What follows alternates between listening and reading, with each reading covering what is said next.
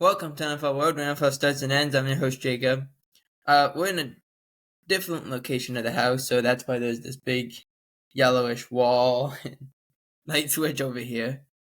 There's a lot of stuff in this house, so we gotta do what we got. So, week 15 in the NFL, excluding the Vikings-Bears game and Falcons-Ravens games, is pretty much done, and looking for playoffs here. Now, we'll do a recap after the news so we can make sure we get all the news stuff done. First, so let's begin with Bill Belichick. Bill Belichick officially took the job with the University of North Carolina, the Tar Heels. He took the job. He met with them last week. Well, actually, the week before last week. He took the job last week on Friday. He took the job last week. The week before, he met with him twice. He had met with him before at a previous encounter. I don't know exactly. But everything went well, and he got what he wanted. We talked about this on the What I Play podcast, where he's got the 5-year contract, but 3 years guaranteed. So he's going to be there for 3 years.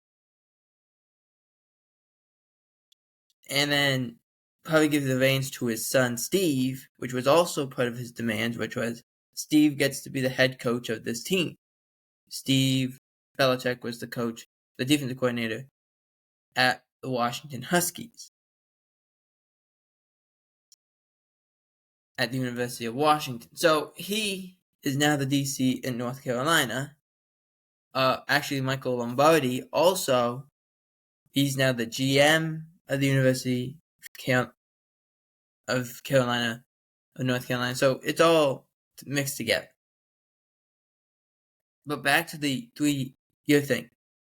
He's guaranteed 3 years. I found this was also an interesting anecdote that Jay Glazer put down. He said, this year, if you want Bill Belichick to be the coach of your team in the NFL, the buyout is $10 million. But if you want him after June 1st, so meaning next coaching cycle, it's $1 million. Which I find very interesting because he's leaving the door open, at least at a much better rate, I guess. Hang on, I'm going to fix the lighting here.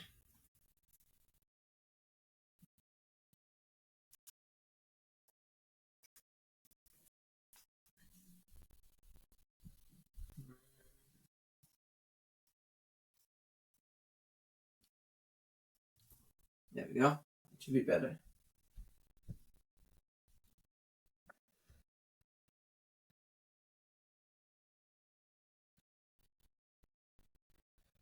There, that's a little better. I don't know how much better, but it probably did nothing. Who knows? Anyway, so it means that it's possible Belichick could be picked.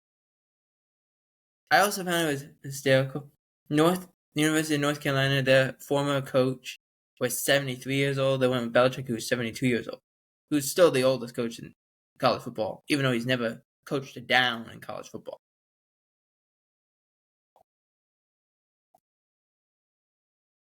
We said it on the Webplay podcast too. Of the thing that concerns me wasn't Belichick hiring; it was the assistants.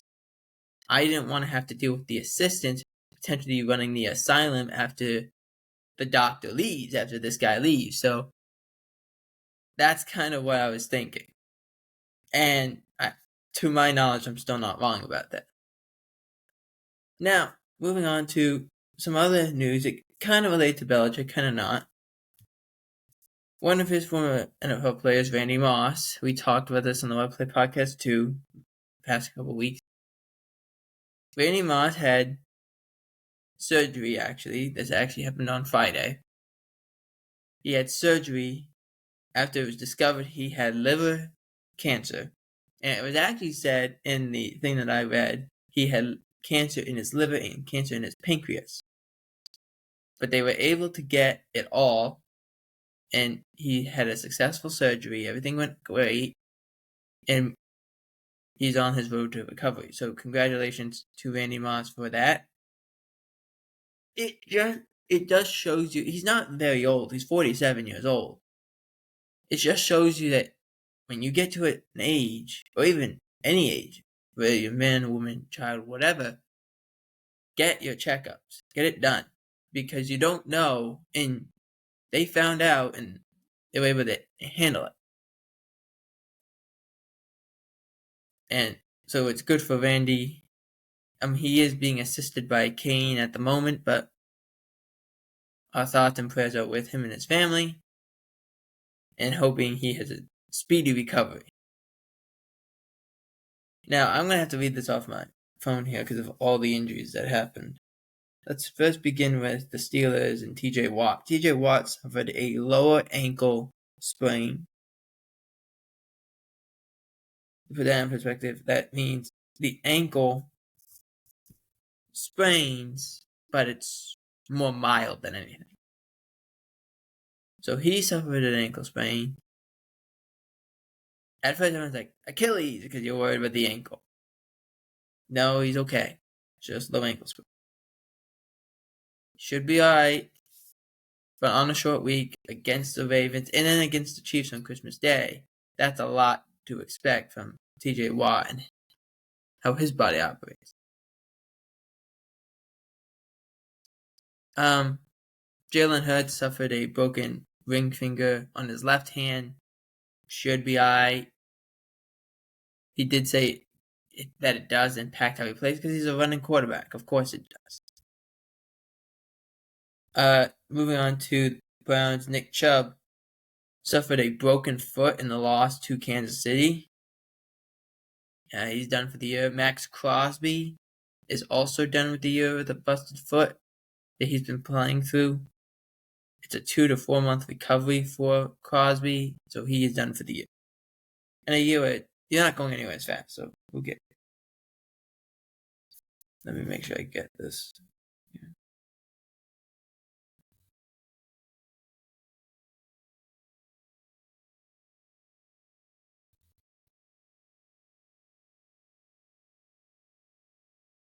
Okay, let me get Lions stuff here. Because there's a lot of Lions injury news. Let's start with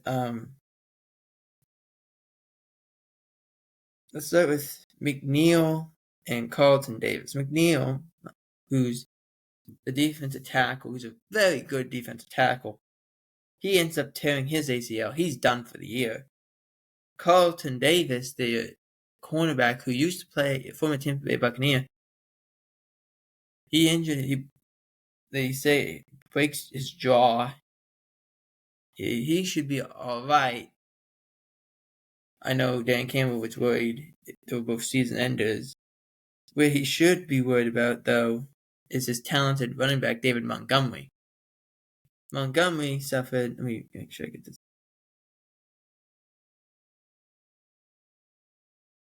I think he suffered a tear in his MCL. Now, it depends on the severity of the tear, but they can't afford to lose him. What he brings and what Gibbs brings is a whole another dimension of running backs. There's a reason they call him Sonic and Knuckles. Like, that's kind of what they do. One guy is fast, but he's more big, and the other guy's just really fast. And you can't slow him down. So you cannot afford the Lions. That we've said this before. The one thing that's going to stop the Lions is injuries, and they're getting it in bunches in a tough game that they play against the Bills. Let me continue on here.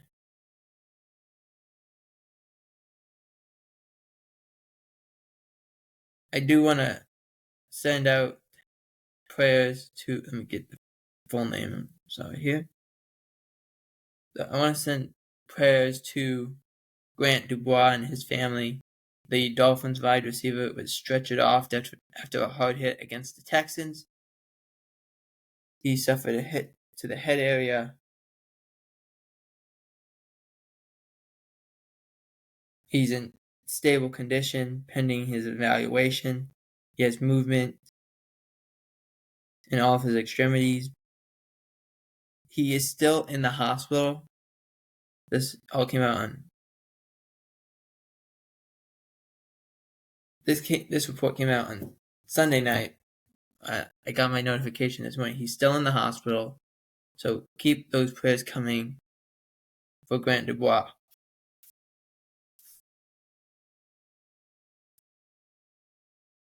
Next up, let's go to the college game and give congratulations to Travis Hunter, who won the Heisman Trophy, becoming the first player in college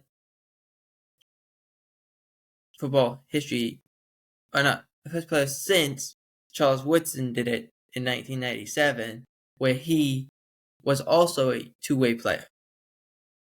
It really couldn't go to anyone else.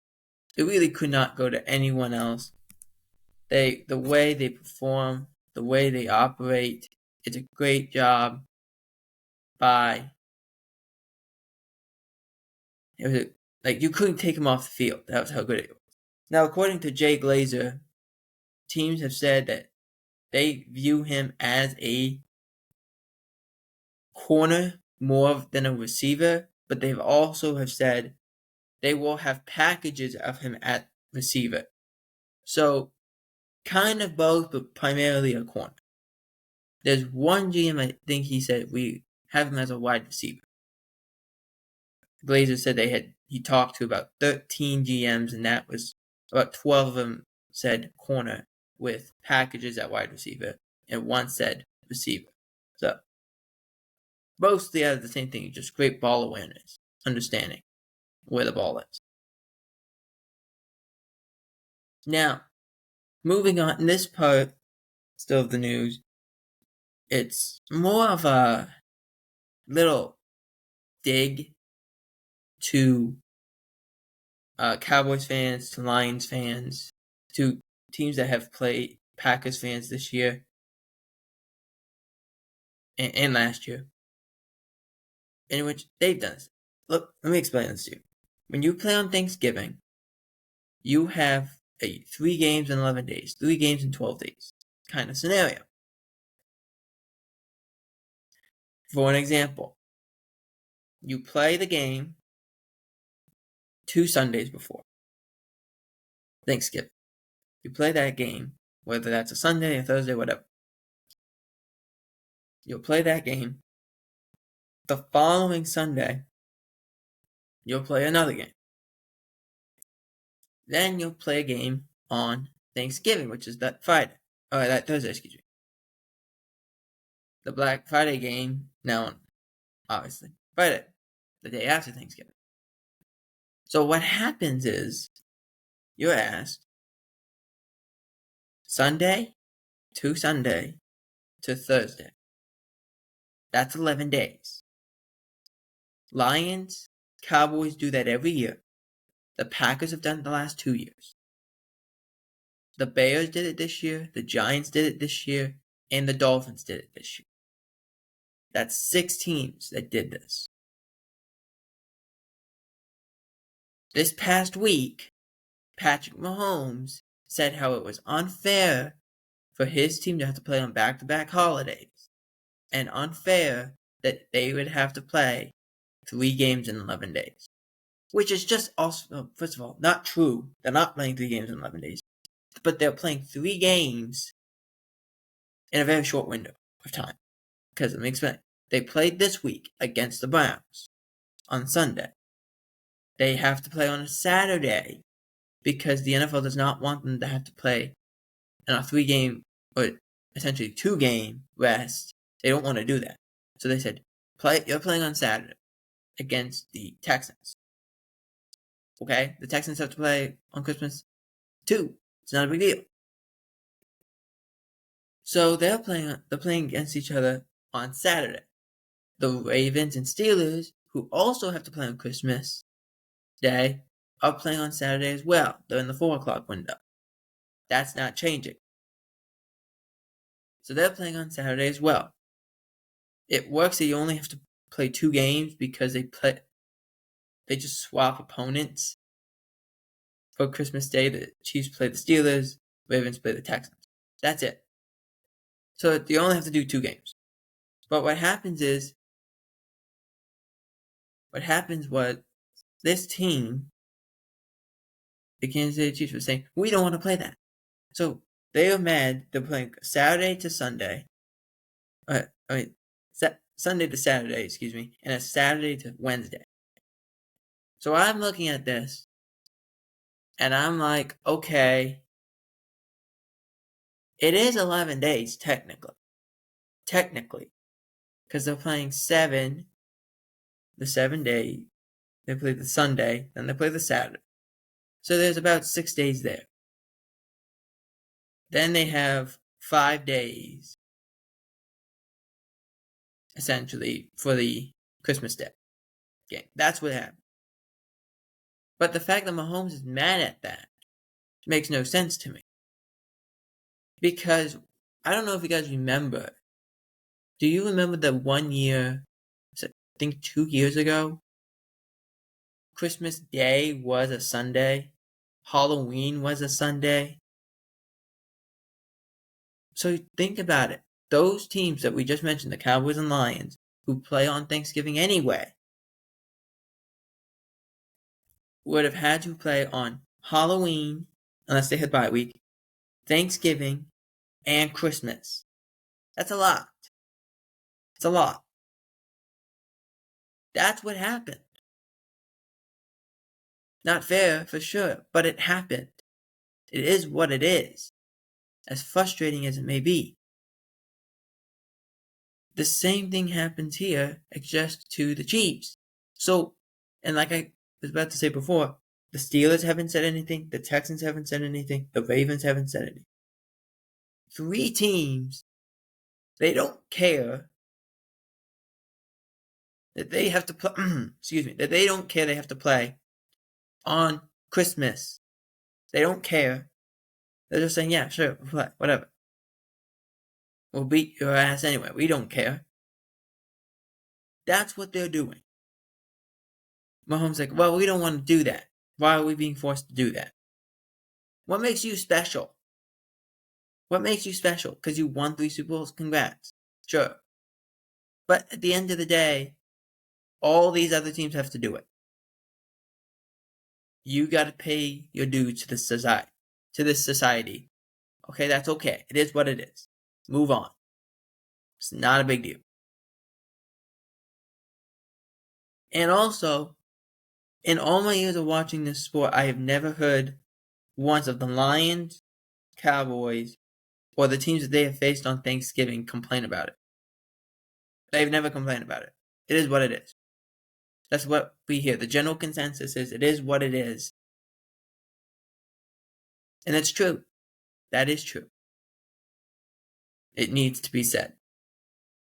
I also want to bring up the fact that Mahomes also got hurt. He suffered a high ankle sprain. To which Andy Reid I don't know if he tried to be funny, or if he tried to be serious, or I don't know what he tried to be. But he tried to say, well, it wasn't broken, so he's fine. But it was the fact the media also, when Mahomes said that, said, yeah, it's unprecedented. Unprecedented? How? And they said, well, it's unprecedented against teams that are in the playoffs. How? I don't get it. The 2 teams... Actually, hang on. Let me think here. I'm trying to think in my head last year. Because I can at least count 3. 3 of the however many teams that played that week, or that Thursday game, were in the playoffs. I think there was 4, if I'm right.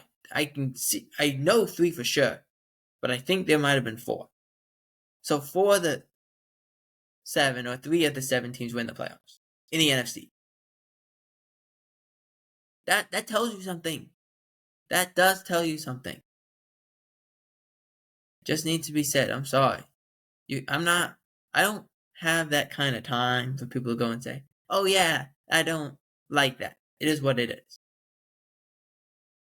But I do have to be honest with you. When the schedule came out in May, I was scouring around to make sure we didn't play on Thanksgiving. We played on Thanksgiving, but we didn't have to play on Christmas Eve or Christmas Day. And once I saw we didn't have to, I was like, yes, thank you. Because for 2 years we played on Christmas Eve. And I'm really busy at Christmas, and everyone is. I don't really want to turn on a game and stress myself out for no reason. Just don't have us play. We're good. We'll play in the Sunday window. It's fine. Now, that is all the news. Let's move on to the scores this week. Let me. I don't know if I can do this in order. Can I do this? Okay, yeah. Let's start. Excuse me. So start with the Ravens and the Giants. Ravens won this game big, 35-14. Tim Boyle actually had to come in because of a Tommy DeVito concussion. It was not a good game. Lamar had 5 touchdown passes. If you had Lamar in fantasy, congratulations. They rolled. The Giants are the only team this year to not win a game at home. I believe they're 0-8. If not 0-7. That's bad. The last home game is Week 17 against the Colts. We could become the first team, I believe, in NFL history to not win a home game. Next up, Cowboys at Panthers. Cowboys winning a game here, 30-14. Let's go back to the Ravens for an example. The Ravens, I was impressed with their offense, but that's what we anticipate of their offense. Their defense played great. Their defense was on a roll. Even though they say, well, the 14 points, yeah, sure, whatever. I mean, your defense ain't perfect. You still give up a lot of passing yards. You're not great against the pass, but you're really good against the run, and if teams can't stop the run like the Giants can't, you're going to be fine. The Panthers have the same issue, except they're decent against the pass. They're just really bad against the run. The Cowboys had 160, almost 170 yards on the ground. Tony Pollard with 149. He really could have gotten 160 if they really tried to run the ball late in the game. I was impressed with the offense, at least, of the Cowboys to at least find. I was impressed for them to score more than 20 points. So I was pleased with that. I know it was only 24, but I'll take it. And it makes the Cowboys 6-8. The Panthers become eliminated.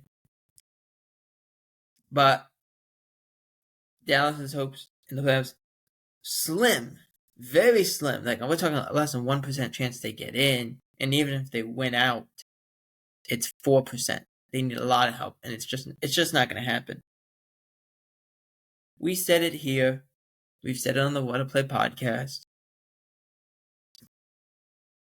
which if you don't know what the What to Play podcast is, it is on Spotify. Type in What to Play podcast. You will see a logo of a bunch of players, including Trevor Lawrence. That is the podcast. Go check it out.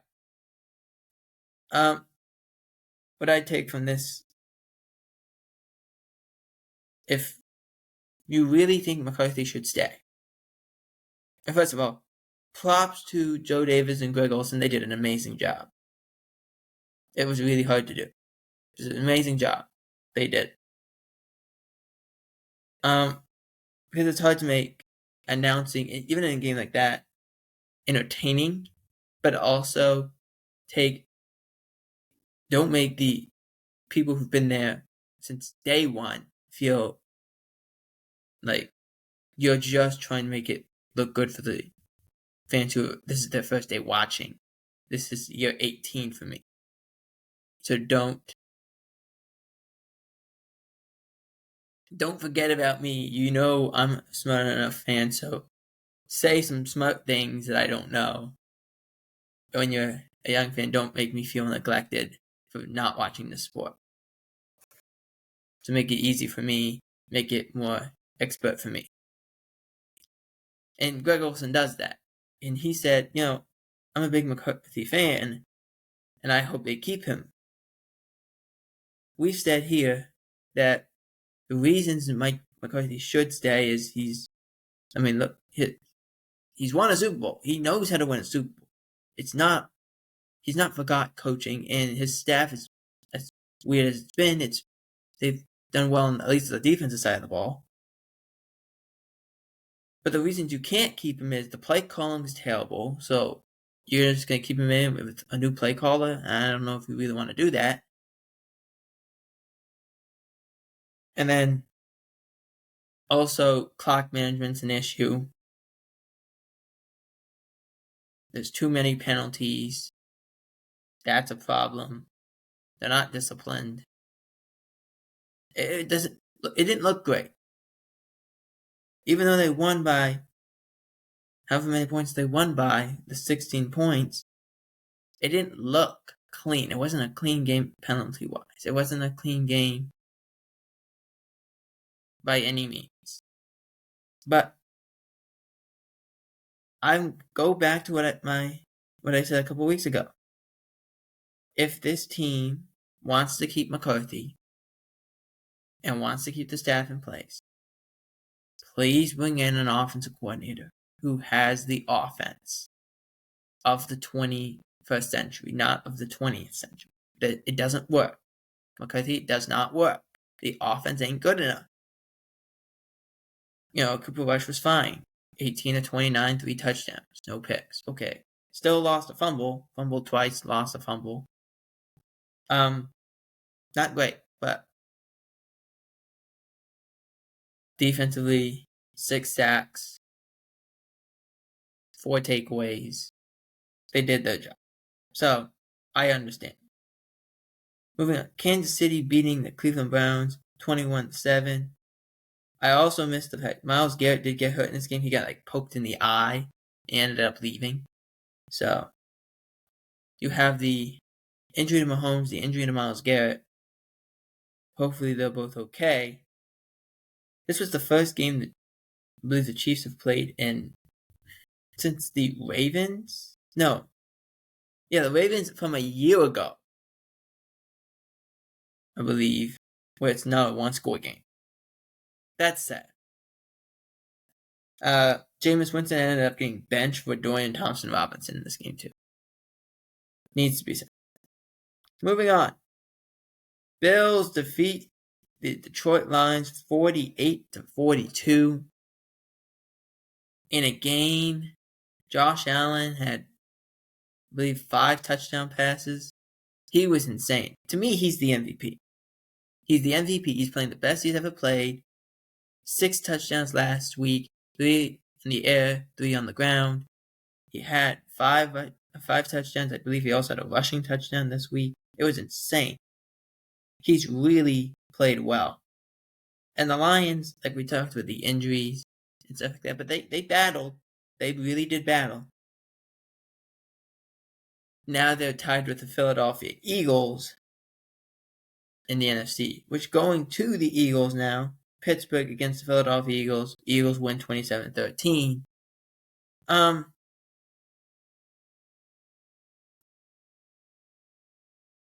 We need to have a conversation, I think, sooner or later about these officials. If we're going to call a personal foul away from the play because a fight breaks out, can't just call it on one team. It's a fight. So both teams are responsible. Darius Slay, it was actually a video that came out on X and on all kinds of other social medias of Darius Slay punching one of the Steelers 3 times and didn't get flagged for it. And the Steelers fans that traveled from Pittsburgh were booing these officials because they're what's going on? You can't just fine or penalize us and not penalize them. These things have to be addressed. And That's frustrating. It's frustrating. It is what it is, but it's very frustrating. Detroit, they got to hold on. They play a pretty tough schedule. They play Chicago again. They play Green Bay. Actually, no, they don't play Chicago. My bad. They played Minnesota. They play Green Bay to round out the year, essentially, with their 2 games. So it's going to be tough. It's going to be tough. Actually, yeah, they got Seattle. They got Green Bay. Seattle, Minnesota, Green Bay. Yeah. And the Eagles, they got the Commanders. They got the Cowboys. They got the Giants. 2 of those 3 games, you can even say 3 of those 3 games, they can win. So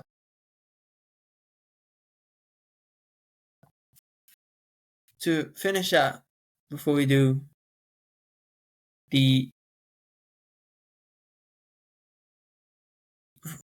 finish up this episode of the NFL World, we got to talk about Devondre Campbell. We were going to talk about it in the news section, but then I was like, no, let's finish off with it.